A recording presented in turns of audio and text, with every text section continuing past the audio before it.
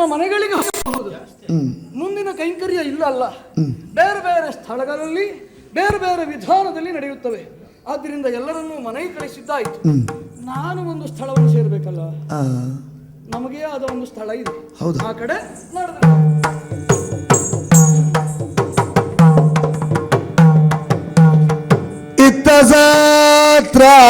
ಸತ್ರಾದಿತನ ಕೋವರಿ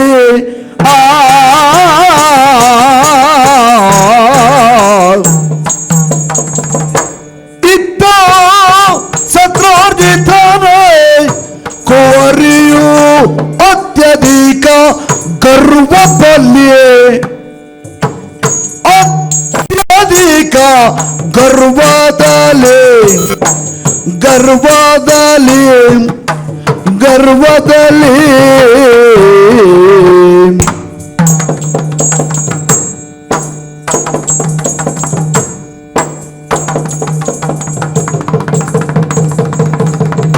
ಮತ್ತೆ ಸಖಿಯನೋ ಕರೆಯುತ್ತಾ ಎಂದಳಾಗ ಮನದ ಇರುವ ಎಂದಳೇಗೆ ಮನದ ಇರುವ ಆ ಆ ಆ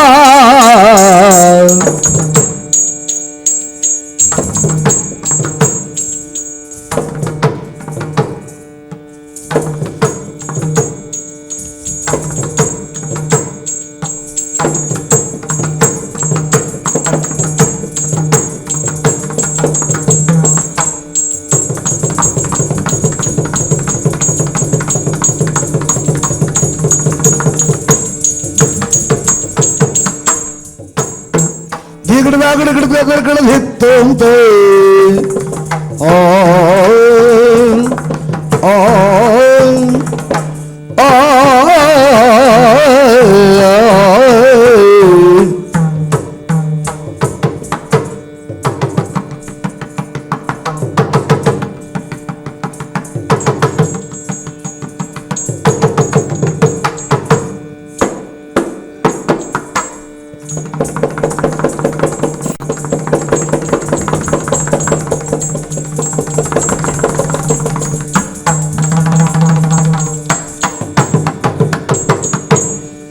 ಹತ್ತಿರಕ್ಕೆ ಸಗಿಯರನ್ನು ಕರೆಯುತ್ತೆ ಬೇಳ್ದಳಾಗೆ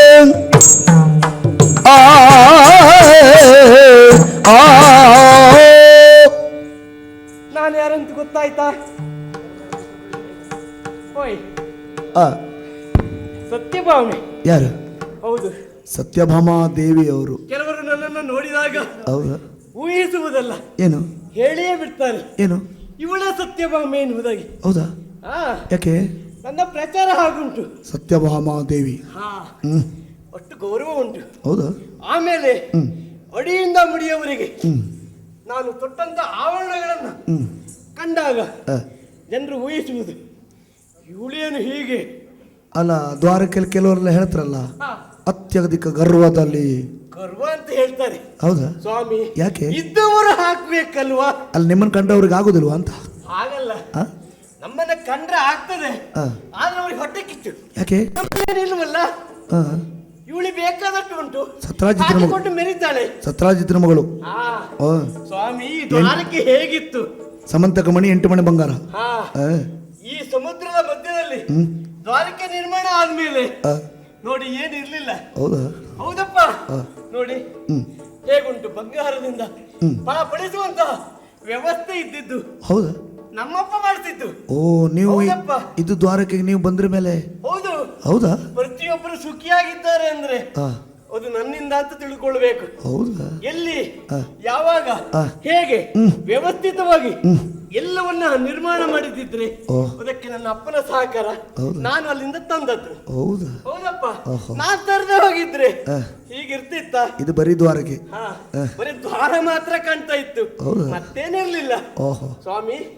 ಹಾಗಾಗಿ ಹೊಗಳೂರು ಹೊಗಳ್ತಾರೆ, ತೆಗಳುವವರು ಇದ್ದಾರಲ್ಲ ಅವರಿಗೇನಿಲ್ಲ. ಹಾಗಂತ ಅವ್ರಿಗೆ ಹೊಟ್ಟೆ ಕಿಚ್ಚು, ಇವಳು ಇಷ್ಟೊಂದು ತೊಟ್ಟುಕೊಂಡಿದ್ದಾಳೆ ಅಂತ. ಸ್ವಾಮಿ, ಒಂದು ಹೇಳ್ತೇನೆ, ನಮ್ಮ ಬಗ್ಗೆ ಅಷ್ಟು ಕೆಟ್ಟದಾಗಿ ಮಾತನಾಡುವುದಾದ್ರೆ ನಾನು ಹಿಂದೆ ದೇವಲೋಕಕ್ಕೆ ನಮ್ಮವರು ಹೋಗುವ ಸಂದರ್ಭದಲ್ಲಿ ಅವ್ರ ಜೊತೆಯಲ್ಲಿ ಹೋಗಿ ಪಾರಿಯಾತವನ್ನು ತರಲಿಲ್ವಾ? ಮತ್ತೆ ಪಾರಿಯಾತಿ ಇಲ್ಲಿ ಒಂದು ಹೂವಿನ ಗಿಡ ಇತ್ತ? ಇಲ್ಲಪ್ಪ. ಹೌದಾ? ಒಂದು ದೇವರಿಗೆ ಒಂದು ಹೂ ಬೇಕು ಅಂದ್ರೆ ಇರ್ಲಿಲ್ಲ. ಹೌದಾ? ಆಗ ಪಾರಿಜಾತವನ್ನ ತರಿಸಿ ಇಲ್ಲಿ ನಡೆಸಿದ್ದೇನೆ. ನೋಡಿ ಎಂಥ ದೌರ್ಭಾಗ್ಯ. ಪಾರಿಜಾತ ಇದ್ದದ್ದು ನಮ್ಮ ಮನೆ ಅಂಗಣದಲ್ಲಿ ಅಲ್ವಾ?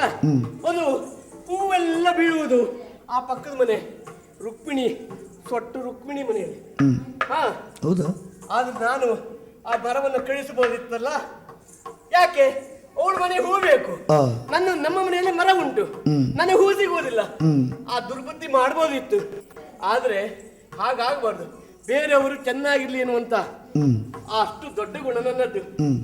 ಸ್ವಾಮಿ, ಈ ನಮ್ಮವರು ಯಾವಾಗಲೂ ಹೀಗೆ ಸಮಯಕ್ಕೆ ಸರಿಯಾಗಿ ಬರುವುದಿಲ್ಲ. 3 ದಿವಸ ಆಯ್ತು ನಮ್ಮ ಮನೆಗೆ ಬರ್ಲಿಲ್ಲ. ಹೌದಾ? ಹೌದಪ್ಪ. ಮೂರೇ ಸ್ವಾಮಿ, ಅದಕ್ಕೋದು ನೋಡಿ ನೋಡಿ ಸಾಕಾಯ್ತು. ಆದ್ರೆ ಒಂದು, ನಮ್ಮವರು ಬಂದ್ರೆ ನಾನು ಹಾಗೆಲ್ಲ ಮಾತನಾಡುವುದಿಲ್ಲ. ಹೌದಪ್ಪ. ಹೆಣ್ಣು ಮಕ್ಕಳಿಗೆ ಇದೊಂದು ಉದಾಹರಣೆ. ಯಾವತ್ತು ನಿಮ್ಮ ಗಂಡಂದರನ್ನ ಹೆಚ್ಚಾಗಿ ಹಚ್ಚಿಕೊಳ್ಬೇಡಿ. ತಲೆ ಮೇಲೆ ಕೂರಿಸ್ಕೊಂಡ್ರೆ ನೀವು ಹೀಗೆ ಮನೆಯಲ್ಲಿ ಅಷ್ಟೇ. ನಾನು ಹಾಗಲ್ಲ. ನಮ್ಮವ್ರು ಬಂದ್ರೆ ನೋಡುವುದೇ ಇದ್ದ ಹಾಗೆ ಕುಳಿತುಕೊಂಡು ಬಿಡ್ತೇನೆ. ಆಗ ಅವರಿಗೆ ಏನು ನಮ್ಮನ್ನ ಕೆಣಕಬೇಕನ್ನಿಸ್ತದೆ.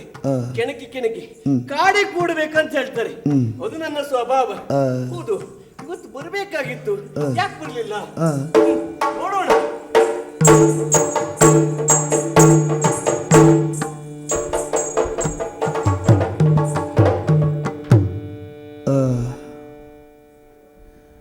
ಯಾಕೆ ಇವಳು ಮಾತಾಡಿಸುವುದಿಲ್ಲ?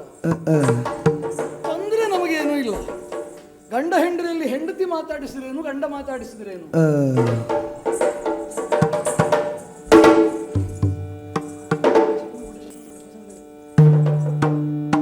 ಘನ ಬೇಗ ಪಕ್ಕವಳ ಬೆರೆಸಿ ಮಂಚದಳು,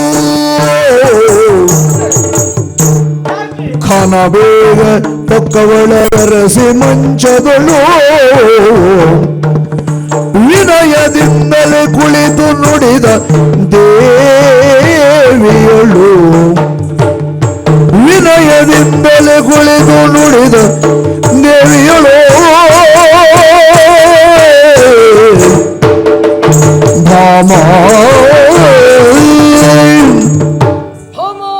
ಸ್ವಾಮಿ, ತಡಾದಾಗೆಲ್ಲ ಹೀಗೆ ಮಾಡುವುದ ನೀನು? ಹೌದು. ಅಲ್ಲ, ಬೇರೆ ಏನು ಅಭ್ಯಾಸವೇ ಮಾಡ್ಲಿಲ್ವಾ? ಅಲ್ಲ, ಅನಿಸುವುದಿಲ್ವಾ? ನನಗೆ ಅನಿಸುವುದೇನು ಗೊತ್ತಾ? ದೋಷ ನಿನ್ನದಲ್ಲ, ನಿನಗೆ ಸಂಸ್ಕಾರ ಕೊಟ್ಟಿದ್ದಾರಲ್ಲ, ಒಂದೇ ಅಭಿನಯ ಹೇಳ್ಕೊಟ್ಟಿದ್ದಾರೆ. ಸ್ವಾಮಿ, ಹಾಗಲ್ಲ. ನಿಮ್ಮನ್ನು ಕಂಡಾಗ ನನಗೆ ಒಮ್ಮೊಮ್ಮೆ ಸಿಟ್ಟು ಬರುವುದು. ಯಾವಾಗಲೂ ಬರುವವರು ತಡವಾಗಿ ಬರುವುದು. ಅಲ್ಲ, ನೀನು ಹೇಳುವುದು ಒಮ್ಮೊಮ್ಮೆ ಸಿಟ್ಟು ಬರುವುದು ಅಂತ. ಯಾವಾಗಲೂ ಸಿಟ್ಟೇ ಬರುವುದು. ಈಗೇನು?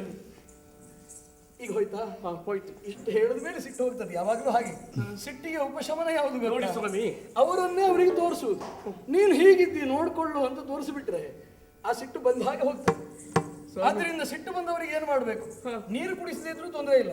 ಒಂದು ದರ್ಪಣದ ಸಮ್ಮುಖದಲ್ಲಿ ಅವ್ರನ್ನ ತಗೊಂಡು ಹೋಗಿ ನಿಲ್ಲಿಸಿ. ಅಲ್ಲಿಗೆ ಸಿಟ್ಟಿಲ್ಲ. ನಾನು ನೀನು ಹಾಗೆ ಅಂತ ನಾನು ಹೇಳಬೇಕಾ? ಅಲ್ಲ ಎಲ್ಲ ಹೇಳಬೇಕಾಗಿಲ್ಲ ಅಂತ ಹೇಳುದು. ಯಾವಾಗಲೂ ಬರುವ ಹಾಗೆ ಬರ್ತಿದ್ರಿ ಅಲ್ಲ, ಸಮಯಕ್ಕೆ ಸರಿಯಾಗಿ ಬರ್ತಿದ್ರಿ. ಹೌದು. ಎಷ್ಟು ಮುದ್ದಿನಿಂದ ಮಾತನಾಡಿಸ್ತೀರಿ. ಈಗ ಮುದ್ದಿಲ್ವಾ? ಅಲ್ಲ, ಹೌದು. ಇದೇನಿದು? ಏನು? ನಿಮ್ಮಲ್ಲಿ ಏನೋ ಒಂದು ಸಂತೋಷದ ಕಳೆ ಯಾವಾಗಲೂ ಇರುವುದೇ.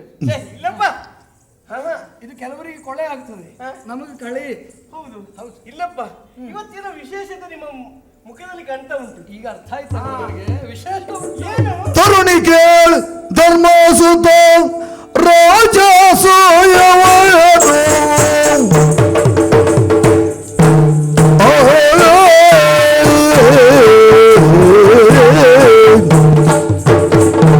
ತರುಣಿ ಕೇಳ್ ಧರ್ಮಸುತ ರಾಜಸೂಯವನ್ನು ವಿರಚಿ ಬಡೆ ಕರೆಸೇರ್ಪ ಹೋಗಬೇಕಾನೋ, ವಿರಚಿ ಬಡೆ ಕರೆಸೇರ್ಪ ಹೋಗಬೇಕಾನೋ. ಆ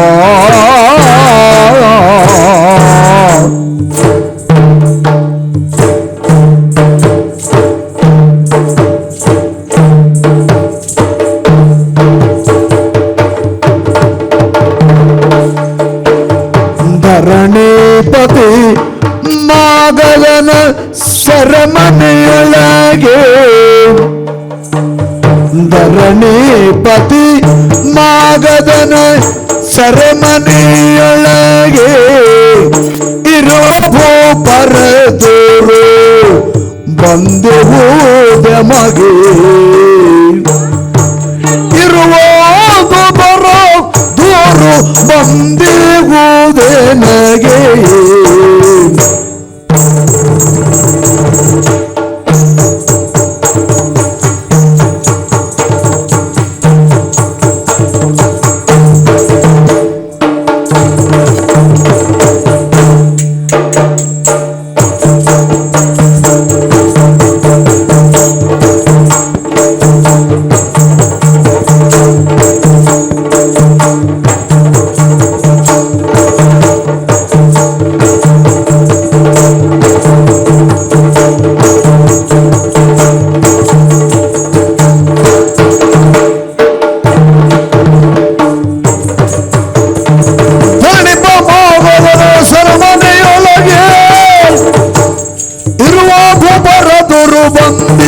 ನನಗೆ ಇರುವುದು ಒಬ್ಬರ ದುರು ಬಂದಿರುವುದೇ ನನಗೆ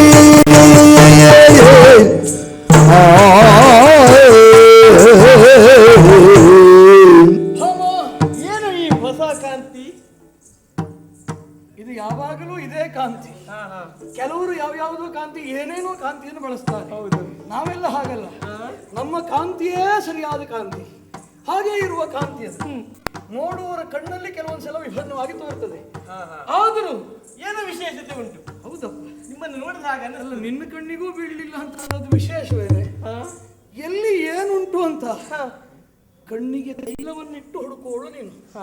ನಿನ್ನ ಕಣ್ಣಿಗೂ ನನ್ನ ವಿಶೇಷ ಬೀಳಲಿಲ್ಲ ಅಂತಾದ್ರೆ ಇನ್ನು ಪ್ರಪಂಚದಲ್ಲಿ ಯಾರ ಕಣ್ಣಿಗೂ ಬೀಳುವುದಿಲ್ಲ ಅಂತಲೇ ಅರ್ಥ. ಆದರೂ ನೀನು ಕೇಳಿದ ಮೇಲೆ ಹೇಳಬೇಕು ಅಂತ ನನಗೊಂದು ಹಠ ಅದು. ನೀನು ಹೇಗೆ ನಾನು ಮಾತಾಡಿಸಬೇಕು ಎನ್ನುವುದು ಹಠವೋ, ನೀನು ಕೇಳಿದ ಮೇಲೆ ಉತ್ತರಿಸಬೇಕು ಎನ್ನುವುದು ನನ್ನ ಹಠ.